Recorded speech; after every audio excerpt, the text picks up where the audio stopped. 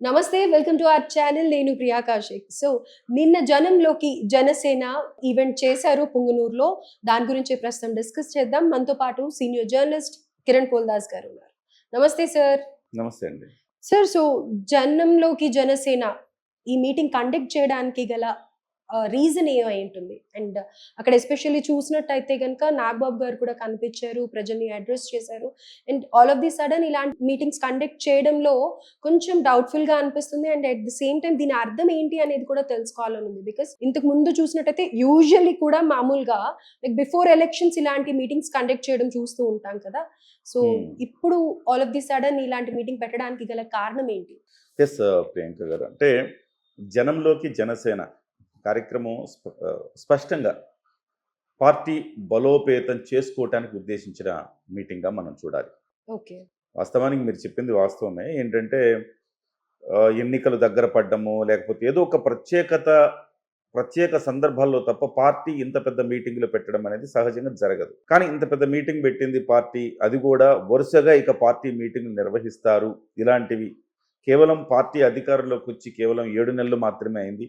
ప్రభుత్వం బ్రహ్మాండంగా నడుస్తోంది. ఈ క్రమంలో మళ్ళీ పార్టీకి సంబంధించిన పొలిటికల్ మీటింగ్ ఎందుకు పెట్టారు అనేది సహజంగా అందరికి వచ్చే సందేహమే. సో దీనికి ప్రధానంగా జనసేన పార్టీకి క్యాడర్ లేకపోవటం అనేది, సంస్థాగత నిర్మాణం లేకపోవటం అనేది ప్రతి సందర్భంలో కూడా ఒక లోటుగా తొలుస్తూ ఉంటుంది. ఇవాళ కాదు, దాదాపు 10 ఏళ్లుగా పవన్ కళ్యాణ్ గారు 2013లో పార్టీ పెట్టినా కానీ 10 ఏళ్ల నుంచి పవన్ కళ్యాణ్ గారు పార్టీకి సంబంధించి సంస్థాగత నిర్మాణం లేదు అన్న మాటలు వినపడతా ఉంటాయి. ప్రతి సందర్భంలో ఎవరైనా పార్టీని విమర్శించాలంటే సంస్థాగత నిర్మాణం లేదు. పార్టీకి నిర్మాణం లేకపోతే ఎట్లా మీరు బలోపేతం అవుతారు? సో కేవలం పవన్ కళ్యాణ్ గారిని ఒక్కడిని చూపిస్తే అయిపోతుందా? ఇలాంటి మాటలు చాలామంది మాట్లాడుతుంటారు. నిజమే, సంస్థాగత నిర్మాణం తప్పనిసరిగా ప్రతి పార్టీకి కావాల్సిందే. అందులో వెనకబడ్డ మాట కూడా వాస్తవమే. అయితే ఈసారి దాన్ని చాలా బలంగా జనంలోకి తీసుకెళ్లే ఒక ప్రయత్నం జనసేన పార్టీ నుంచి జరుగుతోందని చెప్పాలి. జనసేన పార్టీ ప్లీనరీ నిర్వహిస్తోంది. మార్చి 14వ తారీఖున జనసేన పార్టీకి సంబంధించిన ఆవిర్భావ దినోత్సవం. ఈ దినోత్సవాన్ని పురస్కరించుకొని 12, 13, 14 3 రోజుల పాటు నిర్వహిస్తోంది.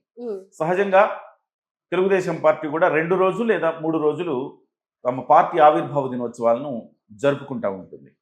అలాగే కాంగ్రెస్ పార్టీ కూడా ప్లీనరీ ఉత్సవాలను నిర్వహిస్తూ ఉంటారు. పెద్ద పార్టీలు కాబట్టి అది 2 రోజులు 3 రోజులు నిర్వహిస్తూ ఉంటారు.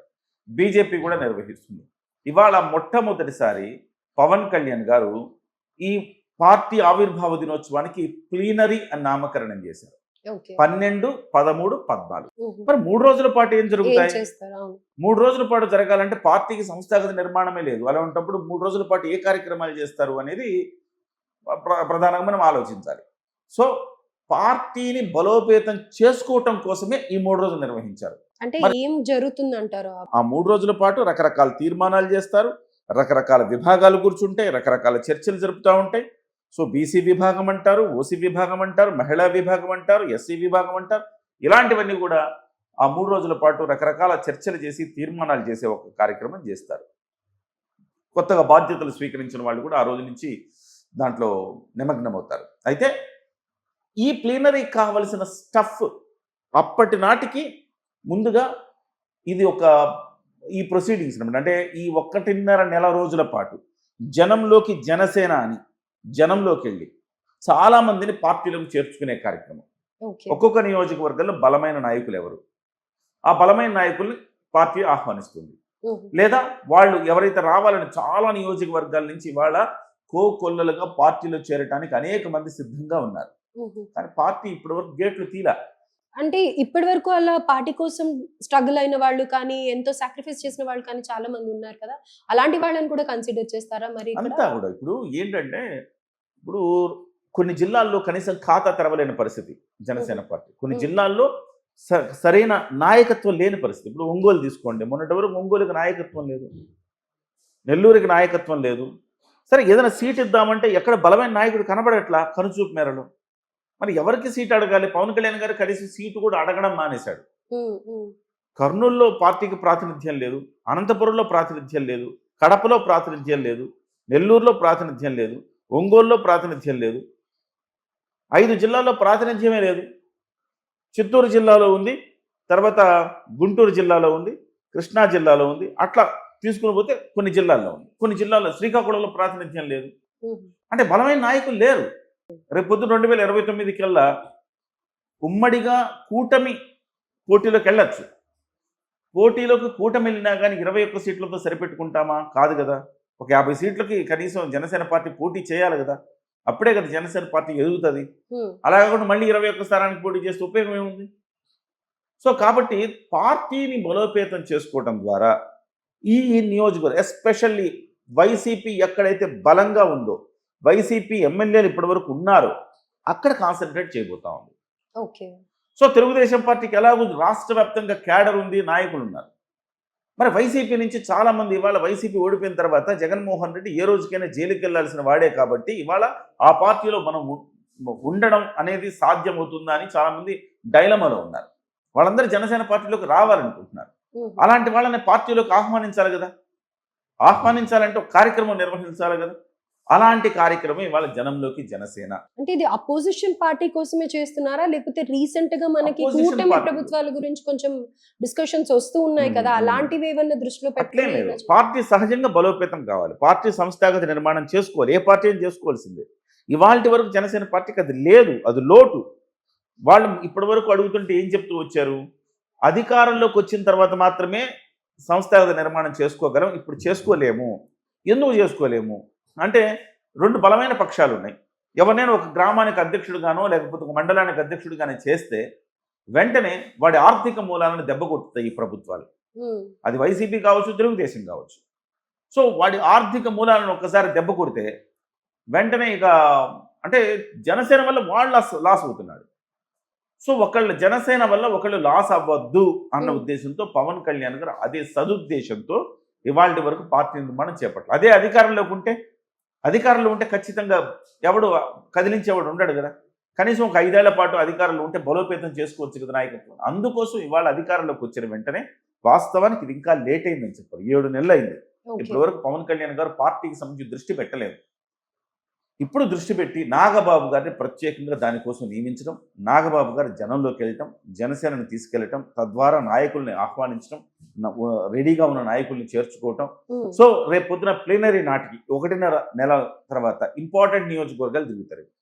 రేపు ప్లీనరీ నాటికి డెఫినెట్గా ఆయా నియోజకవర్గాల నుంచి ముందు ఫోకస్ చేస్తున్న నియోజకవర్గాలు ఏదైతే వైసీపీ గెలిచిందో ఆ నియోజకవర్గాలు ఫోకస్ చేస్తున్నారు. 11 నియోజకవర్గాలు.